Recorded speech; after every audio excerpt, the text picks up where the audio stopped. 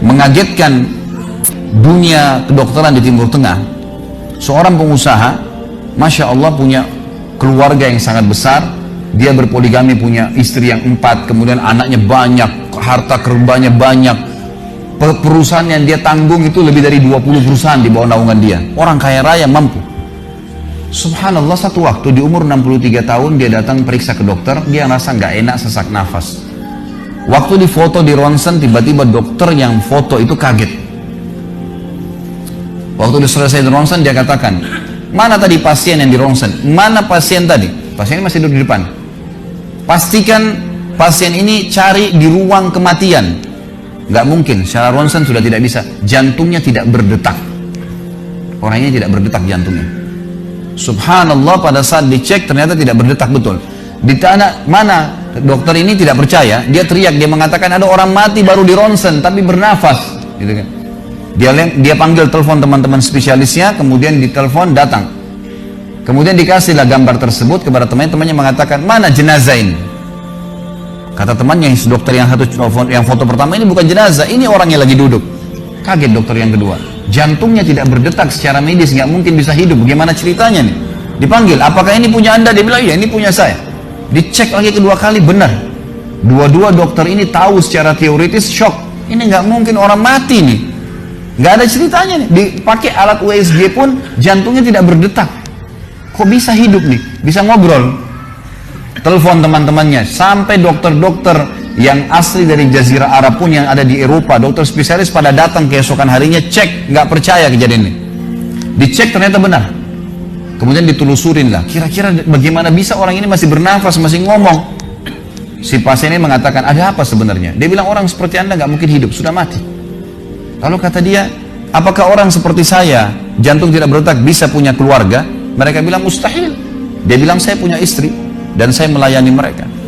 Apakah orang seperti saya bisa bekerja? Dia bilang, mustahil. Saya menaungi 20 perusahaan saya. Semuanya bisa berjalan. Mereka nggak percaya. Sampai datang seorang dokter yang senior dari Jerman, datang khusus karena kasus masalah ini, diundang oleh dokter-dokter spesialis tadi.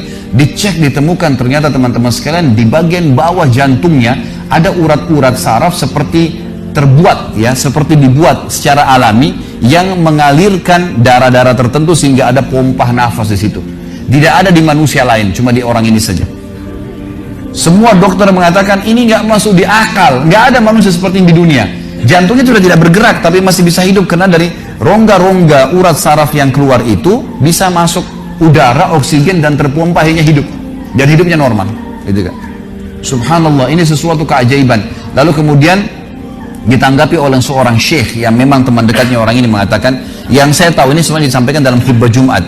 Lalu dia mengatakan, yang saya tahu, orang ini tidak pernah ketinggalan puasa Senin Kamis, tidak pernah ketinggalan puasa Ayyamul Bid. Semua puasa sunnah dan wajib dijalankan, dan tidak pernah buka puasa sendiri, pasti buka puasain orang lain. Tidak ada kegiatan sosial, buat gali sumur, bangun masjid, bagi kitab Al-Quran, tidak pernah kecuali dia ada di situ. Walaupun andilnya tidak besar, tapi selalu ada.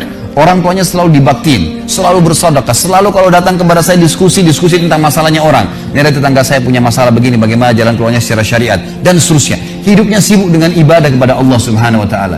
Allah ciptakan urat saraf khusus sehingga bisa terpompa, ya, udara masuk ke jantungnya. Tidak ada operasi. Ini yang dikatakan yaj'al min amri yusra, mudah, aneh, dokter nggak masuk di akalnya. Dan ini banyak orang, subhanallah, lupa dengan Allah Azza wa Jalla. Subuh besok insya Allah kita akan bahas lebih jauh masalah itu. Mereka tidak tahu kalau kekuatan Allah SWT. Sakit, dokter, dok, bagaimana saya bisa sembuh? Subhanallah. Sebelum pergi, akhi, ukhti, bilang, ya Allah, jadikan dokter ini penyebab saya sembuh. Sembuh insya Allah. Tapi kita tidak bergantung pada manusia. Kata Nabi SAW dalam hadis qudsi riwayat Bukhari, kata Allah Azza wa Jalla, hai anak Adam, kalau kau menggantungkan nasibmu pada aku akan memenuhi semua kebutuhanmu. Tapi kalau kau menggantungkan nasibmu pada selain aku, maka aku akan biarkan kau dengan ketergantunganmu. Ya udah, terserah kamu, tidak akan bisa ditolong, gitu kan? Tapi kalau Allah Azza wa Jalla turun tangan, sudah berbeda ceritanya, teman-teman sekalian. أمي كم أهواها أشتاق لمرآها وأحن لألقاها وأقبل يمناها.